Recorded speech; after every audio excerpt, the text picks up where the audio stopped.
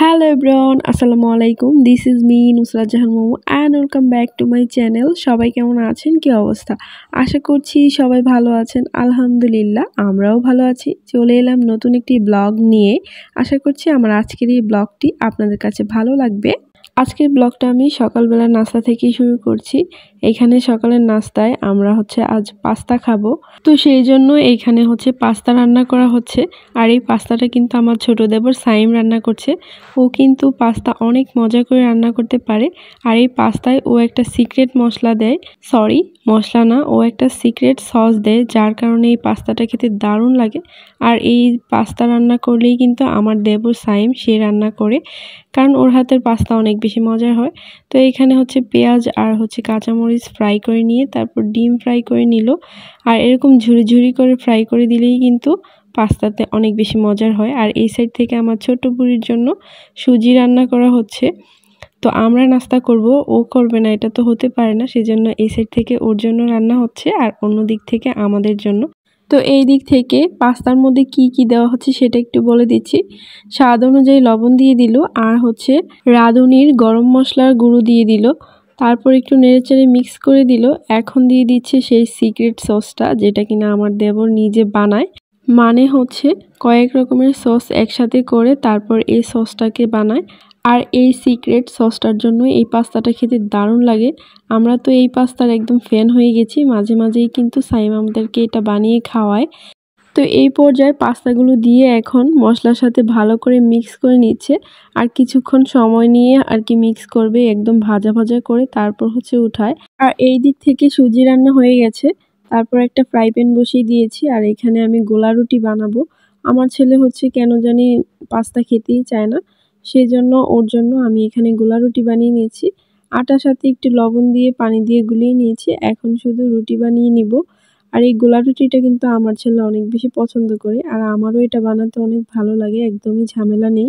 তবে এই ফ্রাই প্যানটা মাঝখান থেকে একটু উঁচু হওয়ার কারণে এটা দেওয়াতে ছড়িয়ে গেছে একদম, যার কারণে আমি এটা গোল করতে পারিনি। আমি কিন্তু খুব সুন্দর করে গোল রাউন্ড শেপ দিয়ে তারপরে এই গোলা রুটিটা বানাতে পারি, কিন্তু ফ্রাই প্যানটার জন্য আর হলো না। তো যাই হোক আমার ছেলে তো আর অত কিছু বুঝে না, সে খেতে পারলেই হলো। তো এখন আমি গোলা রুটিটা একদম একটু তেল দিয়ে পরোটার মতো করে ভেজে নিয়েছি। তারপরে এই দিক থেকে আমাদের পাস্তা হয়ে গেছে, সবার জন্য সার্ভ করা হচ্ছে বাটিতে। তো সবাই মিলে চলে এলাম উঠানে, আজ বাহিরে বসেই নাস্তাটা করব। আর এইখানে দেখেন আমার ছেলে নিজে নিজে খাওয়ার জন্য আমার কাছ থেকে কেড়ে নিল, কিন্তু সে কিন্তু নিজে খেতে পারে না। ওই যে চিনিটাই শুধু একটু একটু করে মুখে দিচ্ছে, রুটির জায়গায় রুটিই রয়ে গেছে। তো এমনটাই করে, অনেক কষ্ট করে ওকে আমাকে খাওয়াতে হয়। সকালবেলার নাস্তার পর্ব শেষ করে এখন একটু রেস্ট নিচ্ছি, কারণ একটু পর রান্না করতে যাব। তারপর আজ অনেক কাজ করব, যেহেতু সামনে রমজান চলে আসতেছে। আগে থেকে অনেক কাজ করে রাখা দরকার, কারণ রমজান মাসে রোজা রেখে সব কাজ করা আসলে অনেক বেশি কঠিন হয়ে যায়। সেই সাথে এক্সট্রা তো আমাদের ইবাদতও করা লাগে। আর আমাদের মুসলিমদের রোজার মাসটা অনেক অনেক স্পেশাল।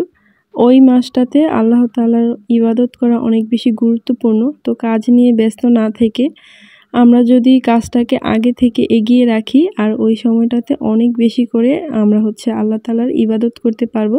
তো সেই জন্যই আমরা আগে থেকেই সবসময় প্রিপারেশন করে রাখি। তো আজ আমি ঘরটাকে একদম ডিপ ক্লিন করব রান্নাবান্না করার পর। আর এখন চলে এসেছি আমি রান্নাবান্না করার জন্য। এখানে ফ্রিজ থেকে 2 ধরনের মাছ নামিয়ে নিয়ে আসলাম। একটা মলায়া মাছ, আর একটা পাঙ্গাস মাছ। তো এগুলো আজ আমি রান্না করব। তো আগে থেকেই ভিজিয়ে রাখছি, যাতে করে আমি অন্যান্য কাজগুলো করতে করতে মাছগুলো ছুটে যায়। মাছগুলোকে পানিতে ভিজিয়ে আমি অন্যান্য কাজগুলো করে নিলাম। সেটা সবজি কেটে নিয়েছি, আর এখন কিন্তু মাছগুলো ছুটে গেছে। তো 2টা ফ্রাই প্যান 2টা চুলায় বসিয়ে দিলাম তাড়াতাড়ি রান্নাটা হওয়ার জন্য, যেহেতু এক্সট্রা আমার কাজ করা লাগবে, ডিপ ক্লিনের কাজ। তো এখানে আমি মলায়া মাছটাকে ফ্রাই করে নিচ্ছি, আর ওই সাইড থেকে পাঙ্গাস মাছ ফ্রাই করে নিচ্ছি। তো এখন যে সবজিগুলো কেটেছি সেগুলো এখন ধুয়ে নিব। আর এই যে কিছুদিন আগে এই ঝুড়িটা আমি অনলাইন থেকে নিয়েছিলাম। তো প্রথমে আমি এটা এভাবে দিয়েছি, তো পরবর্তীতে আমি বুঝতে পেরেছি যে এটা এইভাবে না, উল্টো সাইড থেকে দিতে হবে। তো এই সাইড থেকে রাখার কারণে আমি কিন্তু মানে কোনো সুবিধাই পাচ্ছিলাম না কাজ করার ক্ষেত্রে, এটা আটকাচ্ছিল না। এটা কিন্তু একটা সিঙ্ক ঝুড়ি, মানে সিঙ্কের উপর রেখে সবজি ধোয়া যায় আর কি। তো আমি প্রথমের দিকে বুঝতে পারিনি, এভাবে রেখেই ধুয়েছি। তো আমার হচ্ছে তখন খুব একটা সুবিধা হয়নি, আমার খুব টেনশন লাগছিল যে এত কষ্ট করে এত সুন্দর একটা জিনিস কিনলাম, হয়তো ভালো কাজে আসবে সেটা ভেবে। তো পরবর্তীতে দেখলাম না, আসলে এটা অনেক কাজের। উল্টো সাইড থেকে রাখলে এটা অনেক মানে ফিটফাটভাবেই থাকে, নড়াচড়া করে না। তো এই তো এর মধ্যে কিন্তু আমি সিমগুলো পরিষ্কার করে নিয়েছি।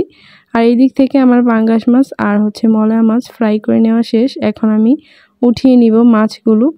ভিডিওর এই পর্যায়ে এসে প্রতিদিনের মতো একটা রিকোয়েস্ট করে নিচ্ছি, যেটা আমি সবসময় করে থাকি। যারা এখনও আমার চ্যানেলটিকে সাবস্ক্রাইব করেননি, প্লিজ আশা করছি সাবস্ক্রাইব করে নেবেন। আর যারা এখনও ভিডিওতে একটা লাইক দেননি, প্লিজ একটা লাইক দিয়ে দিবেন। আর যারা এই কাজগুলো করে অলরেডি আমার পাশে আছেন প্রতিনিয়ত, তাদেরকে অনেক অনেক ধন্যবাদ। আর হ্যাঁ, আপনি যদি আমার সম্পর্কে কিছু জানতে চান তো আমাকে কমেন্টে প্রশ্ন করতে পারেন। মাছগুলো তো ফ্রাই করে নেওয়া শেষ। এখন আমি দুইটা চুলায় দুইটা ফ্রাই প্যান বসিয়ে দিলাম। একটাতে আমি পেঁয়াজ দিয়ে মলায়া মাছ রান্না করব, আর অন্যটাতে রান্না করব সিম দিয়ে, আলু দিয়ে, আর হচ্ছে পাঙ্গাস মাছ দিয়ে। তো এখন আমি সিম আর আলু যে ধুয়ে পরিষ্কার করে রেখেছিলাম সেইগুলো এই মশলার সাথে দিয়ে দিলাম। এখন মশলার সাথে খুব ভালো করে মিক্স করে দিচ্ছি সিম আর আলু।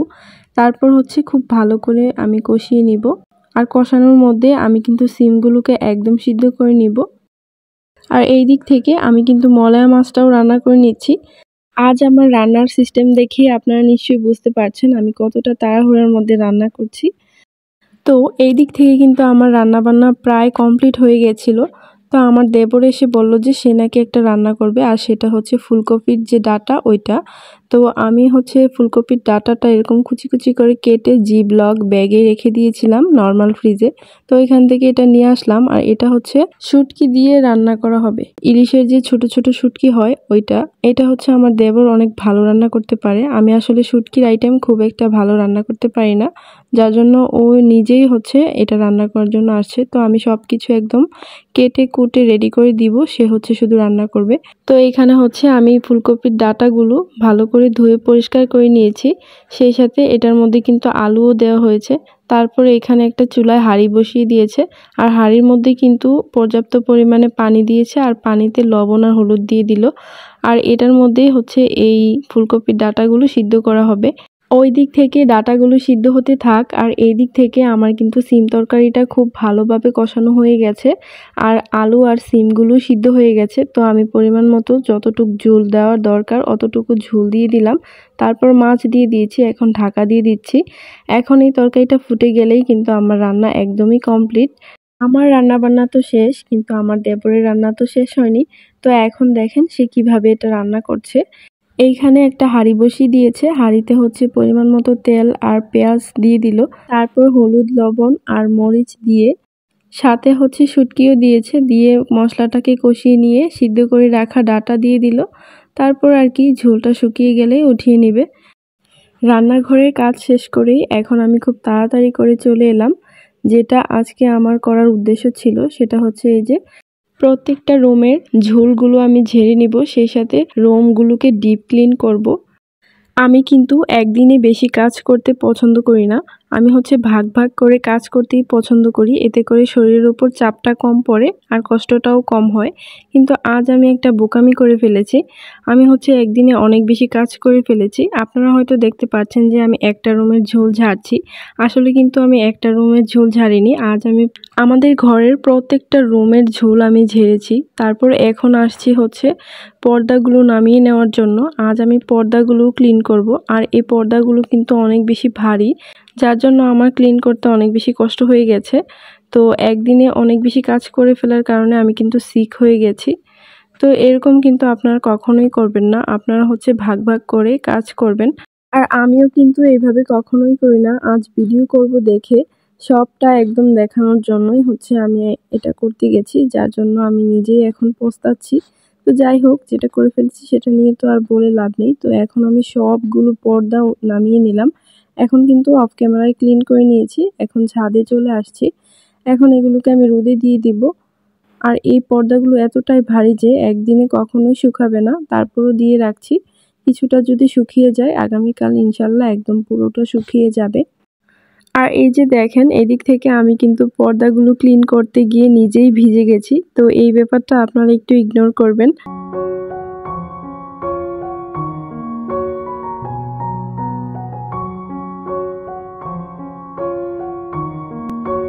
আমি যখন ঘরের ঝুলগুলো ঝাড়ছিলাম তখন এই যে এই চশমাটা চোখে দিয়ে তারপর ঝাড়ছিলাম, কারণ এই চশমাটা যখন আপনি চোখে দিয়ে ঝুল ঝাড়বেন তখন আপনার চোখে ময়লা পড়ার কোনো সম্ভাবনা থাকে না।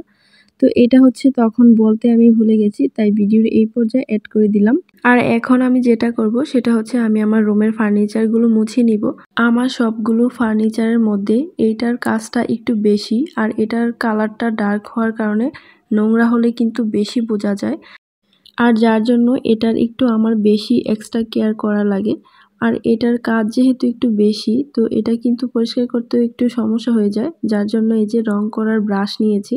আর এই ব্রাশটা দিয়ে যেদিন থেকে এটা আমি পরিষ্কার করি ওই দিন থেকে খুব ভালো ক্লিন হয়। কাপড় দিয়ে দেখা যায় যে খুব ভালো করে ক্লিন করা যায় না, তো সেই জন্য আমি এরকম একটা ব্রাশ নিয়েছি। আপনারাও চাইলে আমার মতো এরকম টেকনিক ফলো করে এরকম একটা রঙের ব্রাশ দিয়ে বেশি কাজ করা যে ফার্নিচারগুলো পরিষ্কার করতে পারেন। তো এটা কিন্তু আমার পক্ষ থেকে আপনাদের জন্য টিপস রয়ে গেল। তো ঠিক আছে, আজকের মতো আমার ব্লগ এই পর্যন্তই ছিল। সবাই ভালো থাকবেন, সুস্থ থাকবেন। কথা হবে নেক্সট ব্লগে। আল্লাহ হাফেজ, আসসালামু আলাইকুম।